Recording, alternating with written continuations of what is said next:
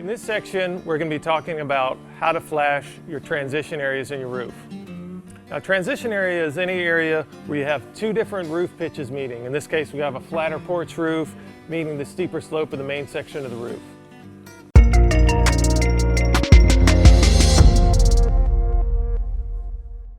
To start with, you want to make sure you run your bottom panels first and run them as close in to the point where the roof transitions as possible. You'll notice from the earlier part when we put our wood strips down, I've got a double row of the wood strips under here because we want to make sure there's plenty of wood under here to catch the flashing piece that we're going to install next. Now, a common mistake that I see people making that I want to encourage you to avoid is trying to run two panels together without any flashing. If you do that, it'll look something like this. Now, this is a steeper section of roof. It meets, kind of at an angle here. Even if your roof pitches are very similar in pitch, I'm going to encourage you to use a piece of flashing. And that's because it's real easy for water to make its way up under this crack, and it's very difficult to find a way to really seal this gap off well. So this is something I see people do a lot. Don't do it. I'm going to show you how to install two different types of flashing to prevent water from getting back up under here. So if your transition area is less than 10 feet long, you can go ahead and use a piece of end wall flashing. You can see it's very simple. It's got one bend in it, and it's going to go down here, right in between the two different roof planes. Put the bend right at the area. When you're installing this piece, you can put a couple roofing nails up here to hold it in. Again, you want a board back here. We installed two boards under here, and it's going to go down like this. Put a screw through the end wall into the top of the rib. Remember, keep the screws back 1.5 inches, 2 inches from the bottom edge. That's going to prevent water from wanting to get back up in there and leak in that screw hole going through the end wall flashing.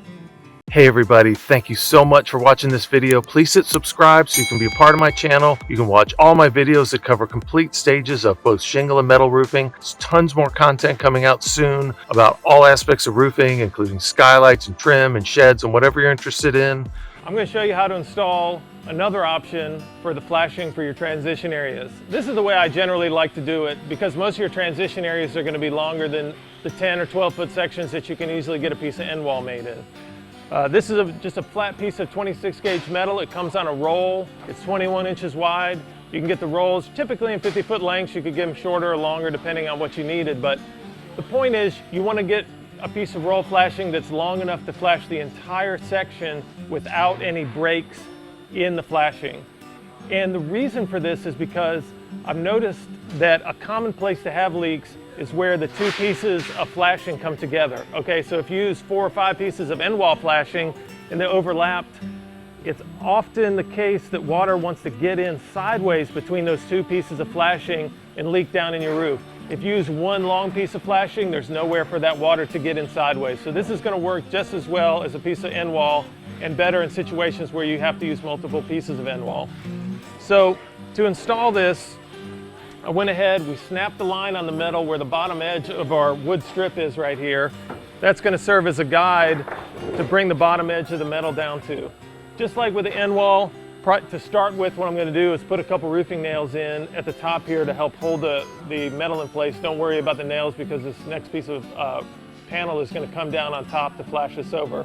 So we're going to go ahead, line this up, put some nails in here, and then we're going to screw it down through each rib on the piece of roll flashing. All right, you can see we've got our roll flashing installed in our transition areas. We've got a screw in every rib. The screws are set back about 2 inches from the edge of the flashing to prevent water from coming back in there. We're ready to install our next panels down on top of this flashing.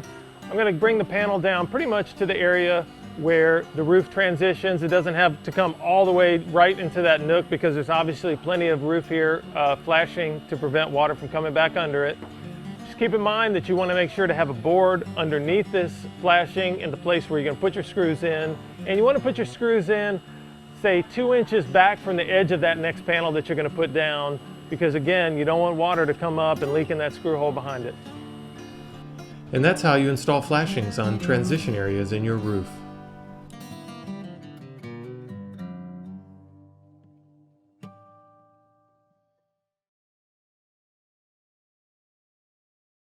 If you'd like the complete series for yourself on how to do shingle or metal roofing, you can go to my website, RoofingIntelligence.com, and there you can get a membership to either stream or you can get a DVD in the mail. It'll show you how to do all the steps for either of those types of roofing. Enjoy this video. Thanks so much for watching.